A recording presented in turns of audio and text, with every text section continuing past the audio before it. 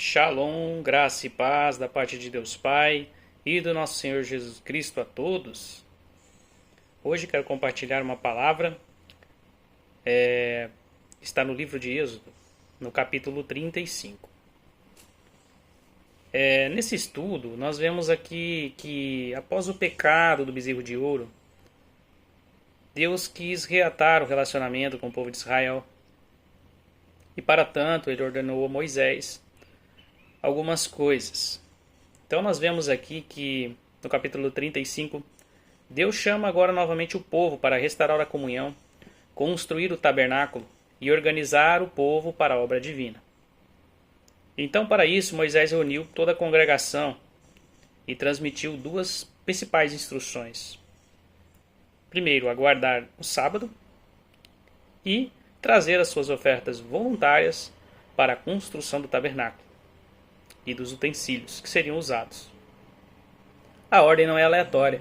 Antes da obra, Deus reafirma a santidade do sábado. Antes de falar sobre a construção do tabernáculo, Moisés lembra o povo: 6 dias se trabalhará, mas o 7º dia será santo. Vemos algo muito importante aqui. Mesmo a obra sagrada não deveria ser realizada no sábado. Tem dois princípios dentro dessa afirmação: que o sábado pertence totalmente a Deus e que nenhuma atividade laboral deveria ser realizada. Também vemos que o sábado aponta para dois memoriais. Primeiro, a obra da criação, que Deus descansou após criar o mundo. Em Gênesis vemos isso. Que isso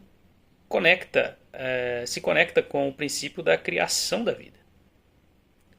Também vemos que há o memorial da libertação do povo hebreu do Egito, né? E o que para o crente hoje, crente cristão, hoje isso representa? O sábado vai representar para nós gentios a libertação do pecado e a libertação do Egito espiritual. Porque assim como o povo hebreu estava num Egito físico e também espiritual, de certo modo, Deus fez uma aliança com eles e pediu para que eles se lembrassem que eles foram escravos no Egito durante muitos anos. E isso tem uma relação com o povo gentil. O povo gentil, nós éramos escravos do pecado, e uma vez libertos pelo sangue do Cordeiro de Deus, nós temos plena comunhão com o nosso Deus. E o sábado vai nos lembrar que éramos escravos do pecado, escravos de práticas que não conseguiríamos, sem um sacrifício verdadeiro, nos libertar. Portanto, o sábado não é apenas um dia de descanso de não fazer nada. Muitas pessoas pensam: o dia não faz nada, a pessoa não faz nada no sábado. Isso não é verdade. O sábado é um lembrete da redenção de Deus. Na igreja primitiva, muitos não sabem, mas até o século IV, muitas comunidades cristãs ainda observavam o sábado. Até o século IV. Para você ver, cerca de quase 400 anos, o povo observava ainda este dia especial como um memorial da criação, como um memorial do Egito espiritual, e dedicavam isso a Deus. Vemos que os apóstolos eles frequentavam as sinagogas no sábado, não deixaram de congregar com o povo. Porém, com o passar dos séculos, mudanças começaram a ocorrer, né? Um momento marcante foi no ano 321 d.C., que o imperador Constantino emitiu um decreto colocando o dia de domingo como um dia de descanso, né? Um dia em memória ao Deus Sol, que ele era um adorador do Deus Sol, o imperador Constantino, né? Então ele fez esse decreto. Ao longo dos anos, posteriormente, foram emitidos mais decretos que visavam futuramente abolir totalmente a observância dos sábados por qualquer pessoa dentro do Império Romano, né? Mais tarde, então, o Papa Gregório I vai emitir um decreto que proibiu totalmente todo cristão de observar este dia. Foi totalmente proibido, tanto que eles deveriam trabalhar, inclusive. Então, politicamente, houve uma grande intervenção. Vemos ao longo do tempo que os imperadores e os papas emitiram esses decretos. Hoje, para nós gentios, podemos observar o sábado de certa forma? Bom, a resposta é com certeza. Com certeza o gentio ele pode observar. Ele não é obrigado, até porque o gentio, o povo cristão, não é obrigado a nada. Se ele é salvo, ele vai fazer com o coração disposto. Qualquer coisa que seja. Seja ofertar na obra de Deus, seja observar um mandamento ou qualquer outra coisa. Então o princípio não é o legalismo, mas o coração disposto. O sábado ele pode ser um dia para lembrar a obra da criação, para lembrar a redenção, dedicar tempo a Deus, estudar as escrituras, reunir a família, praticar misericórdia. Então o sábado ele foi feito para o homem, e não o homem para o sábado. Jesus nos ensinou isso. Então não é um peso religioso, mas sim um descanso, uma comunhão e adoração. Esse é o princípio mais importante para a pessoa que quer dedicar o sábado para Deus. O que seria permitido então o gentio fazer no sábado? Ou o judeu também? As escrituras mostram que fazer o bem no sábado não é pecado. Jesus curou pessoas nesse dia e ensinou que salvar vidas, praticar a caridade, ajudar o necessitado são atitudes corretas. Por isso podemos ajudar alguém, fazer obras de misericórdia e trabalhar na obra espiritual de Deus. Podemos frequentar o culto, podemos ajudar pessoas. Não é problema algum.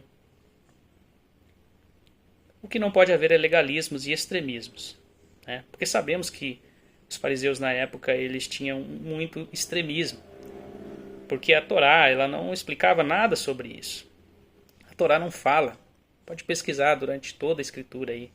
A Torá não fala em momento algum que era pecado curar no sábado. Essa era uma interpretação dos fariseus, que eram então os homens que detinham conhecimento, né? Entre aspas, o conhecimento. Porque quem trouxe verdadeiro conhecimento, na verdade, ela encheu e deu plenitude a toda a interpretação foi o nosso Senhor Jesus.